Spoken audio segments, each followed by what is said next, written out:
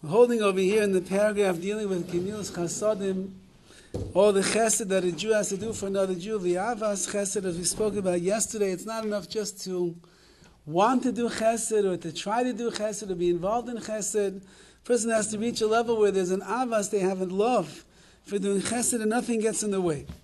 We began speaking about the famous Gemara that says that the reason that the second Beis HaMikdash was destroyed was because of sinas chinam, because of the senseless hatred that one Jew had for another.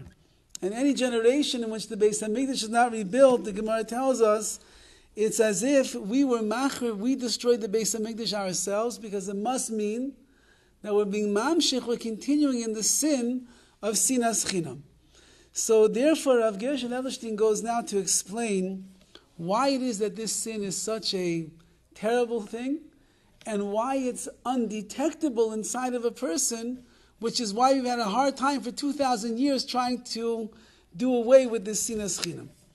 It says in the Gemara over there, the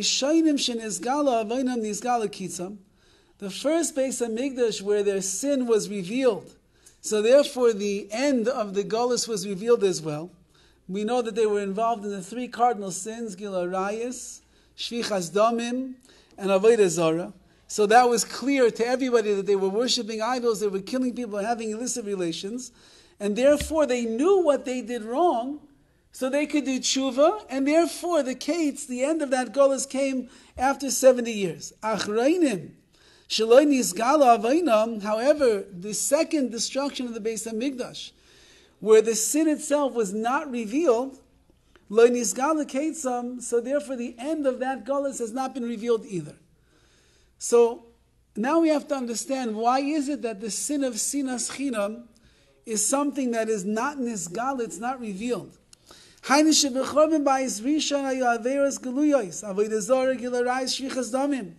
They were revealed sins, the big ones. Therefore they knew what they had to fix up. They could do tshuva. If you know what you did wrong, you can improve your ways and you can do tshuva. But therefore the end was revealed as well. And therefore the second Beis HaMikdash was built. But the second Beis HaMikdash, it was destroyed because of senseless hatred. This is a sin that is not revealed. Because a person by nature thinks and they believe, if I hate somebody else, I'm justified for hating somebody else. I'm not doing anything wrong. If I have ill feeling towards another person, whether it's my wife, my children, the guy that sits next to me in shul, the person online in the store, the person who runs that place, if I have ill feelings towards another person, I believe mutzdekes that I am entitled and justified to feel the way that I feel.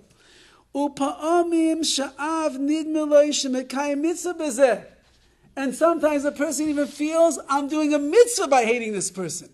How dare this person treat me like that? How dare they act like this? Who do they think they are? That disgusting individual. It's a mitzvah to hate them. It's a mitzvah not to like them. It's a mitzvah to look down on them. It's a mitzvah. I'm telling myself I'm doing the greatest mitzvah in the world by hating this individual.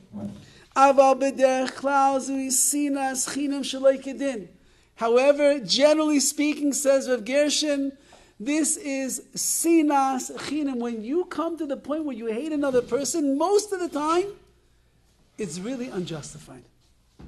There's really no reason why you should let it get into your heart that you actually hate this person. And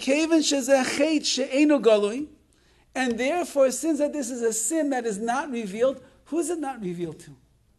It's not that it's not revealed to the person that you are hating. It's not revealed to you.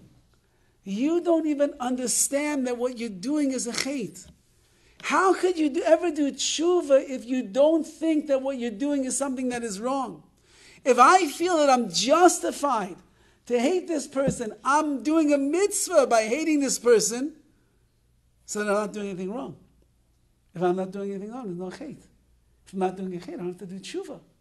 Says Rav Gershon, "Lo mishtadlim karoi lesakin oisoi." Therefore, a person doesn't try hard enough to fix it up. Ulechein lo nizgal haketz. That's why the end of this galus has not been revealed. V'nimshach hachorban arayoim, and the chorban continues to drag out until this very day. The pshat is, he's saying it's like mida keneged mida. That since that we believe that we're always justified when we hate somebody else, we never think that we're doing something wrong, even to the point where we think that often we're doing a mitzvah by hating this person and that person and this group and that group and that shul. We hate them. But it's a mitzvah to hate them. How dare they do what they did to us? So then we'll never think we're doing anything wrong. If you're not doing anything wrong, so then you'll never do tshuva. And therefore, the end of the Gullus has never been revealed because we've been going 2,000 years. We're not even trying to rectify the hate of Sinas Chinam. So how can HaKadosh Baruch Hu bring back the Beis HaMikdash if we're not even trying to fix up what we made a mistake in? Yes? We're supposed to hate evil, yes? Hate evil. So is it okay. separating person from the sin? Yeah, but keep this in mind. Most of the people that we dislike, most of the people that we bear grudges against and we're angry with and we're upset with, they're not evil people. It's just because we are such weaklings and we let people bother us and the things that they do, we decide to take it out on them and we believe that we're justified. Yeah, if there's a Hitler, Yamach Shemoy, you hate Adolf Hitler. And you hate every ounce of evil that he represents. But if there's another Jew who bans him, is not such a bad person. They made mistakes. I also made mistakes. They did something wrong. I also did a lot of things that are wrong. They did something inappropriate. I've also done inappropriate things. So to come in and feel that I'm justified to hate that person, to look at that person and my eyes burn in scorn when I look at that person, that, he says, is b'derech klal, usually not justified. And therefore that's sinas chinam. And it's not nizgal, it's not revealed to me that I'm doing something that is wrong, and therefore I'll never do tshuva. Nevertheless, even though this is a sin that is not revealed, we have to fix it. We cannot bear sinas chinam in our hearts. We have to correct or strengthen ourselves in good midos and good character traits. You have to love your fellow Jew, not hate your fellow Jew. These are from the best and the greatest things that a person could accomplish. Like the Rabbi Yonah writes, it's a wonderful thing for a person to go in the ways of Hashem. V'darchei Hashem heim, what are the ways of Hashem? Hamidos hatoivos. Hashem has the best character traits in the world. He's the most benevolent, he's the most chesedic, he's the most compassionate, he's the most wondrous, he does things, he's diligent, he does everything great. So our job is to liken ourselves, walk in the ways of Hashem. And the Gemara tells us, Chanun, just like Hashem is Chanun, V'rachum, and He is merciful and compassionate. Afatah, you have to be the same way. A person's obligated to go up and elevate themselves in this realm of good midos all the time, and to fix up and correct, to make sure that he has midos toivos, good character traits. If you have good character traits, you can't bring yourself to the bad place of hating another Jew. That's the worst midah in the world.